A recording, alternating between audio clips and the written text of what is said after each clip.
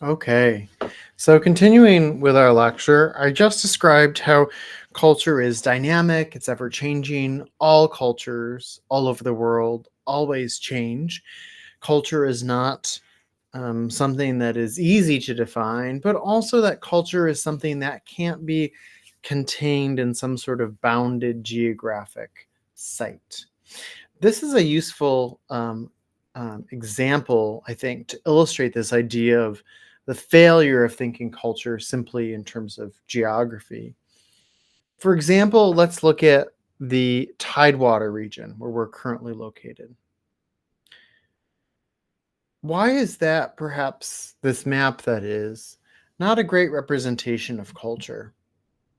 For example, is there any sort of internal diversity within any one region? Could could we truly say that there is one Tidewater culture? And is it true that if you move over the county line from one county to another, say in the southern Tidewater region in North Carolina, that you all of a sudden somehow slip into deep South culture just because you crossed a county line, right? What about ethnic or racial cultural diversity? Right. What about various languages that are spoken in any of one of these places, or urban versus rural, right? Think about rural parts of the Tidewater region versus downtown Norfolk, right? So I'll give you a second to look at this map, but again, I think it's a useful example, right, to show us the failures of thinking culture in terms of maps. And of course, globalization, right, is the number one factor in terms of why it is that maps fail to tell us about culture when they fall into these sort of bounded visions of culture. Right?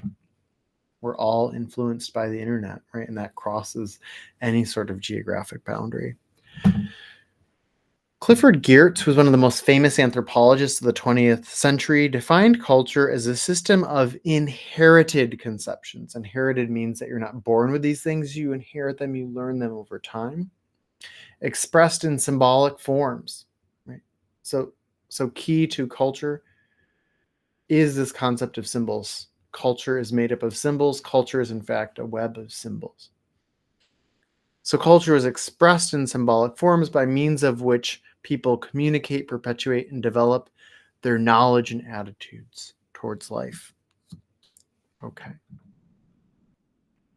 So let's continue with that definition and think in terms of the next concept that I'd like you to learn in this course. What is this a picture of? Well, okay, it looks like it's peas on a yellow background, but you know that they're formed in a particular shape. The shape of a what? A peace sign, right? A peace sign is an example of a symbol, right? It is a thing that stands for something else. We would say in anthropology that there's a signifier and the signified that has this connection. So this particular image, these series of lines, somehow relate to this idea of peace, right, of the absence of war, right? This was a sign that an activist, a peace activist, created, an anti-nuclear war kind of activist created um, in the mid 20th century. But it is random, right? This person could have come up with any number of images to stand for this concept of peace. And that brings us to our definition of what a symbol is, right? It's a word, an object, or an action that arbitrarily and by convention stands for something else, right? So it's arbitrary. They could have picked a different symbol to stand for this idea of peace, right? There's no natural connection between a circle with those lines meaning that idea of peace. Right? Now, I could do a whole lecture on primate forms of communication. It's very complicated, but just know that for the purposes of our course, I expect you to understand that the difference between human experience and non-human animal experience is that humans use, craft, create new kinds of symbols, right? Um, Again, we see primates who use sign language. It's not necessarily an actual form of language, because typically this involves a mimicry. It doesn't involve the creation of new symbols, right? They're simply regurgitating those that they had learned, right? Symbols are central to culture, but they're also unique to the human experience. So all humans use and create symbols. As I just said, humans are the only, animals that we think of as being able to create symbols in this way, right? It's a little more complicated than that, but I won't go into that in this particular course. Language is simply a system of symbols. So, for example, when I say the word dog, right, you have an image of in your mind of a particular mammal, right? An animal that stands for. I could also, however, had said chien, chien, right? And the French word for dog. I could also have said alika, the Malagasy word for dog. There's no reason why the sound dog or the sound alika should stand for that animal, right? It's arbitrary. Each language will come with its own sound to stand for that animal. Again, this is important for us to know in anthropology because, as I just said, right, humans are the only animals that use symbols. So language is a great example of that.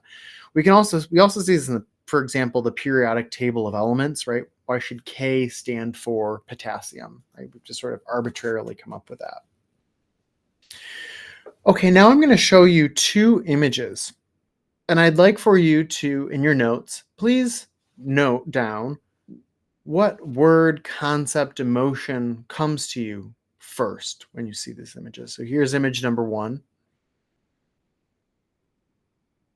Please take note of what are you feeling, experiencing? What are the words that come to you as you see this image? And now image number 2. Please do the same.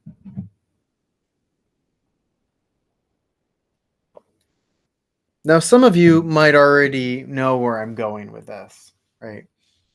We have images of dogs. These are dogs that are in a cage that are to be sent off to be eaten. It's dog meat. And then, of course, we have pigs who are being sent off to slaughter.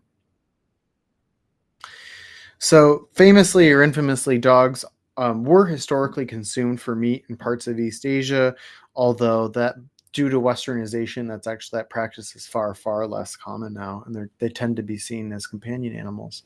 But the point is, I bet some of you deep down probably were more disturbed by this image of the dogs than the image of the pigs, right? Making a generalization, but that would check out because we tend to, in North America,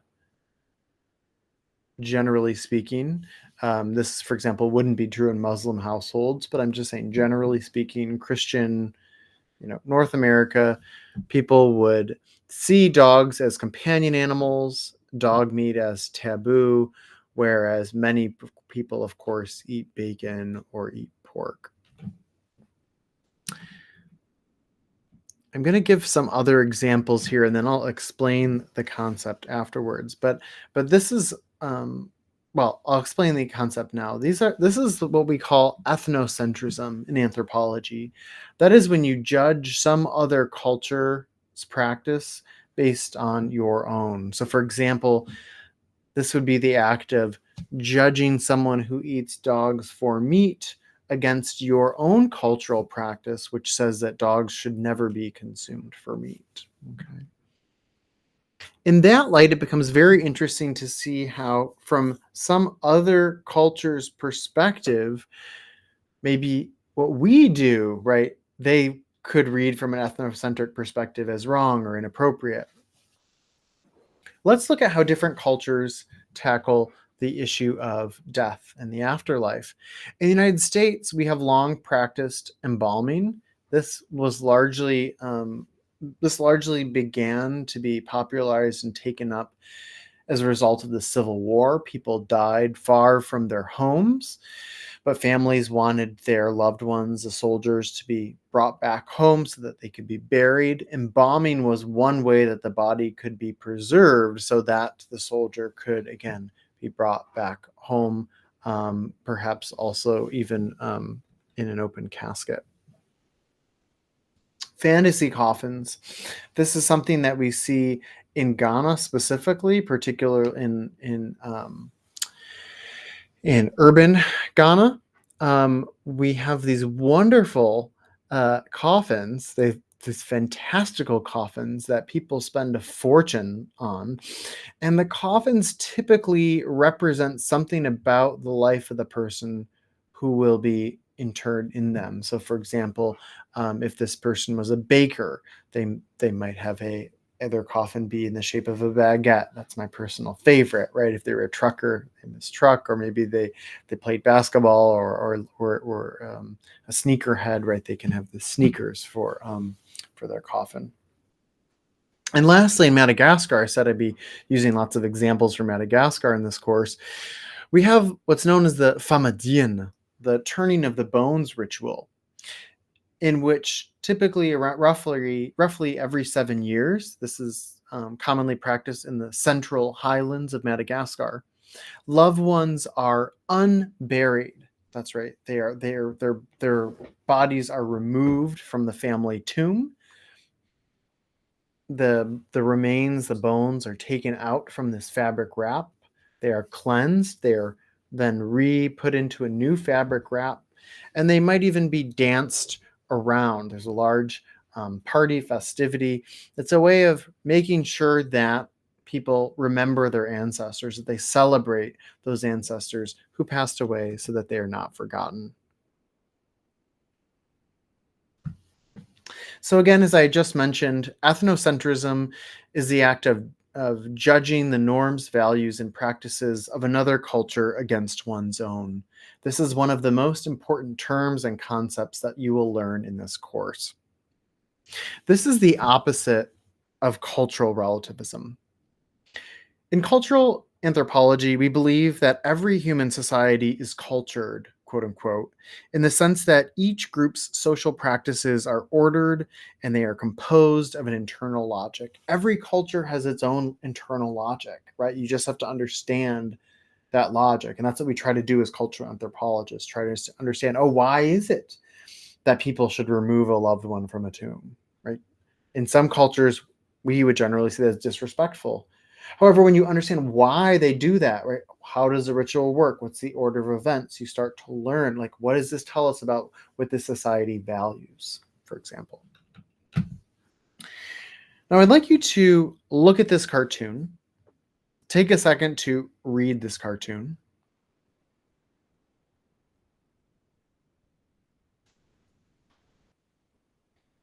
What opinion or perspective is the cartoon artist here trying to articulate in this cartoon? What do you think? Again, please pause this video and reflect. Well, both of these women are exhibiting an ethnocentric perspective, right? Both of these women are judging the other woman based on their particular culture's norms, values, and beliefs, right? So this Western blonde woman looks at the Muslim woman and thinks everything covered but her eyes. What a cruel male-dominated culture, right? How awful that she has to cover herself. And the Muslim woman looks at this blonde Western woman and thinks nothing covered but her eyes. What a cruel male-dominated culture, right? How terrible that she has to always look beautiful for other people, right? To wax, to tan, to spend time at the gym, all this work, all this labor, right? For someone else to then see you as a sort of sex object, right? But the problem is both of these women are judging based on their particular culture's norms, values, and beliefs, rather than listening to that woman, that other woman, in her own words, share her own experience, right? So, in other words, if only these women were able to show a perspective consistent with cultural relativism. Cultural relativism is when we don't rush to judgment, but rather we try to understand another cultural perspective. It is the opposite of ethnocentrism. Or I should say it's not necessarily the opposite, sorry, but it is different from ethnocentrism. Cultural relativism is when we pause and rather than rushing to judgment, we try to understand a set of cultural norms, values, and beliefs on their own terms. We see this again in this cartoon, right? Both of these images show a woman who is showing the same amount of skin, right? We just see her face. But in the example of the Muslim woman who's covering, we see her as a viewer might see her as oppressed. And then they look at this nun and don't see oppression, but they see righteous.